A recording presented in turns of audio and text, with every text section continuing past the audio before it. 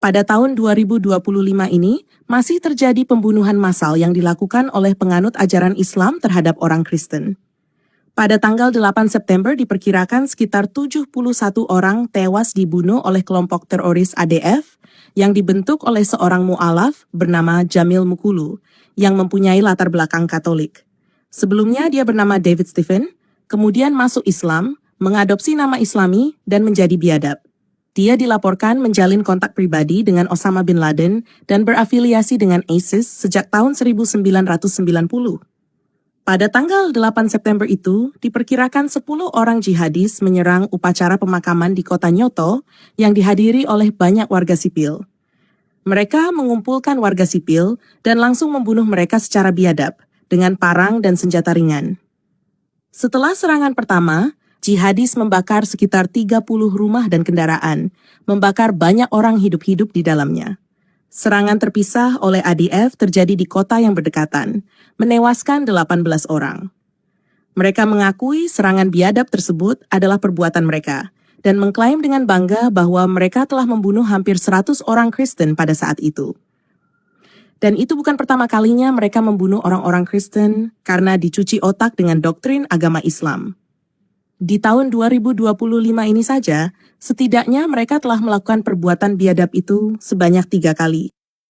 Pembunuhan massal di Nyoto adalah yang ketiga.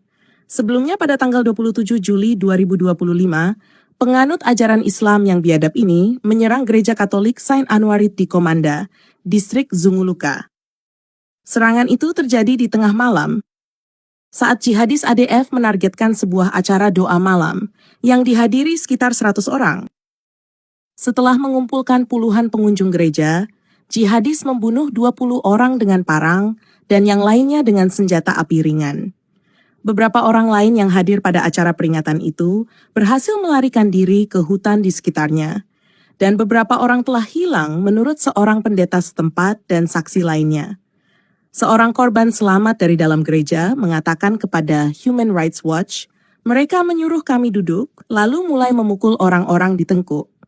Mereka membunuh 2 orang yang tidak saya kenal, dan saat itulah saya memutuskan untuk melarikan diri bersama 4 orang lainnya.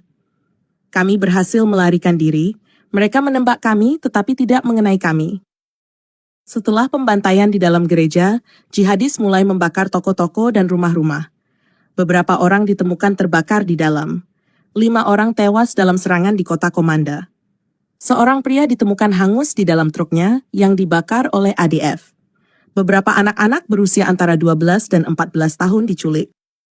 Alarm mengenai serangan ini dibunyikan sekitar pukul 2 pagi UTC+2. Namun, semua jihadis ADF berhasil melarikan diri sebelum kedatangan pasukan pertahanan. Diperkirakan 50 orang warga sipil meninggal, termasuk 19 wanita dan 9 anak-anak. Sebelumnya lagi pada tanggal 12 Februari 2025, mereka juga melakukan perbuatan biadab di Lubero, Republik Demokratik Kongo. Mereka segera menculik setidaknya 20 warga sipil dan pergi sebelum kembali sekitar pukul 18. Sekembalinya mereka, militan ADF mengepung desa dan menculik 50 warga sipil lainnya. Setelah semua 70 orang diculik, mereka dibawa ke gereja Protestan Sieka 20 di Kasanga, desa tetangga dekat Lubero, lalu mereka diikat dan dieksekusi dengan parang, tentunya sambil menyerukan nama dewa mereka yang menjijikkan. Allahu Akbar.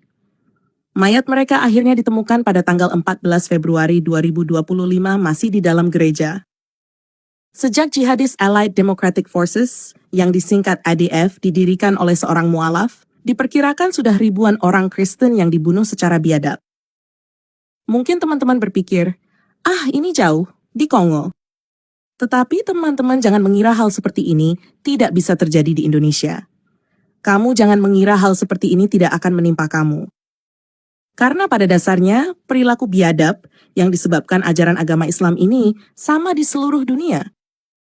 Kita bisa lihat begitu banyak mu'alaf dari Kristen ke Islam di Indonesia yang juga jadi pembenci orang-orang Kristen.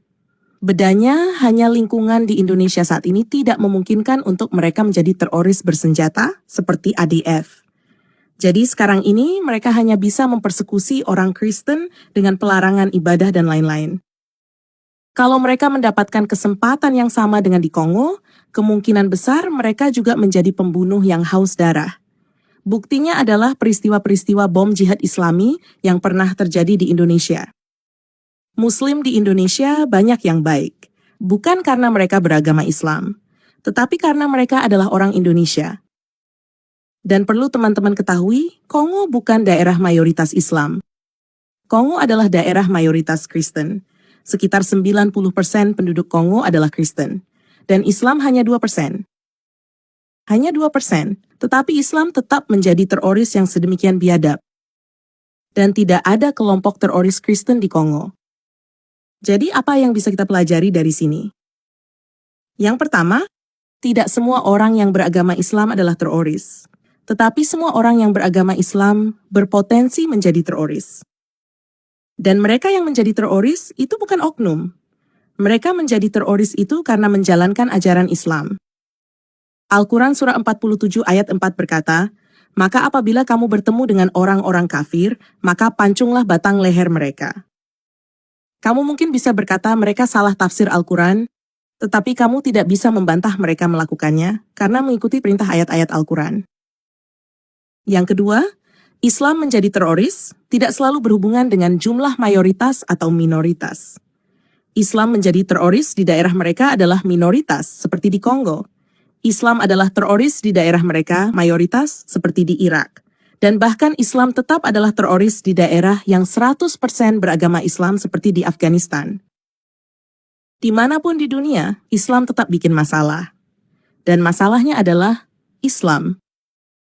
Jadi buat teman-teman yang Kristen, saya mau mengajak teman-teman semua untuk berdoa bagi Kongo dan bagi Indonesia. Selain itu, saya juga mau mengajak teman-teman semua untuk lebih waspada. Muslim diajarkan untuk taqiyah, untuk berdusta, dalam 3 hal. Jadi walaupun seorang Muslim kelihatannya baik di luar, kita tidak tahu apa yang ada di dalam isi kepalanya. Bisa jadi Muslim yang kelihatannya baik di luar itu sedang merencanakan pengeboman gereja.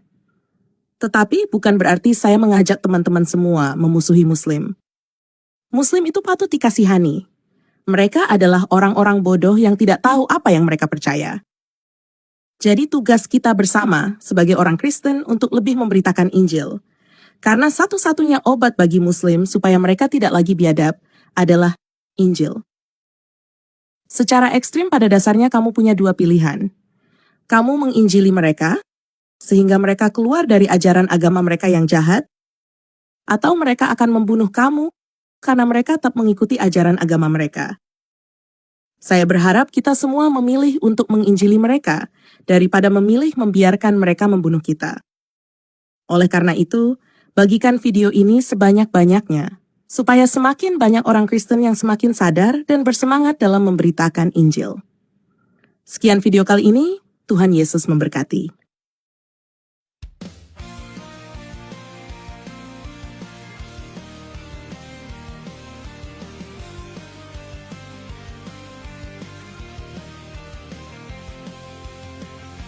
Mari maju berperang dengan pilihan Tuhan.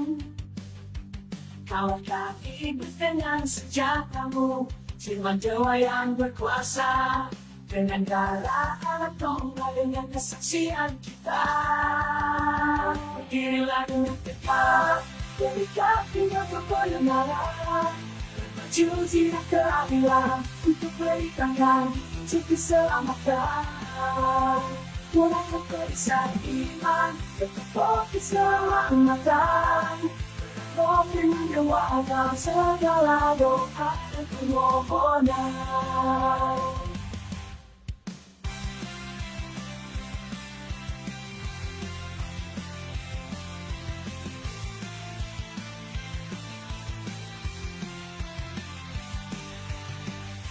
Ladang telah mengundi siap untuk dituai. Menangkan jiwa dengan senjatamu, firman Dewa yang berkuasa. Dengan darah anak domba, dengan kesaksian kita. Berdirilah dengan tegak, berikan dengan kebenaran. Bermaju tidak keadilan, untuk beritakan untuk keselamatan. Mulakan perisai iman dan fokus keselamatan. Berkopi